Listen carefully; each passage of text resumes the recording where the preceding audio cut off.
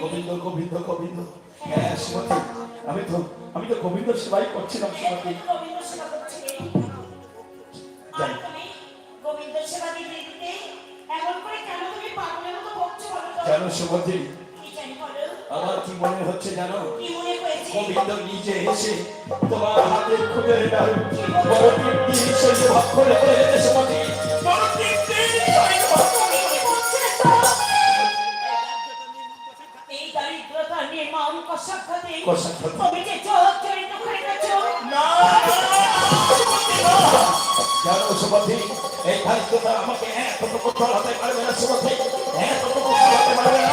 আসলে আসলে তবু আমি চালিয়ে থাকবো সুমতি। হিমালয়ের মতো চলকাল হলে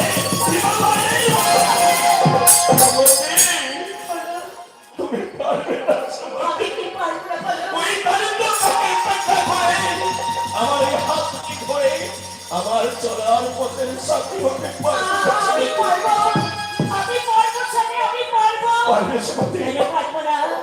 আমি যে এই সীতা সাবিত্রী দেশের মেয়ে, হ্যাঁ। সেই মেয়ে করে যদি আমি সীতা যদি স্বামীর সাথে করতে হতো, ওই বেগুনা যদি ঘর স্বামীকে যদি এই চিত্ত করতে সুমতি। কেন আমি পারবো না বলো? সাবিত্রী, তুমি চলো। আমি কেন পারবো না? আমি এই দেশে দেখো, কিন্তু স্বামী তুমি আমাকে আশীর্বাদ করো। আশীর্বাদ?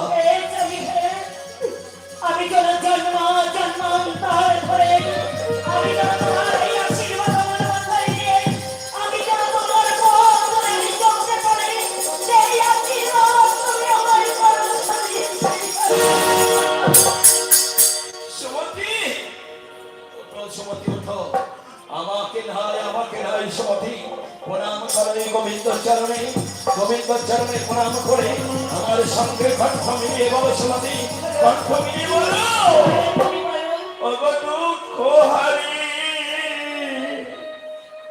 নারায়ণ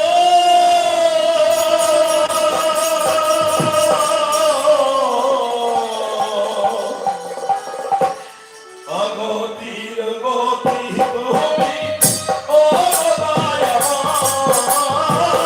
দুঃখ হারি নারায়ণ অগতির গতি তুমি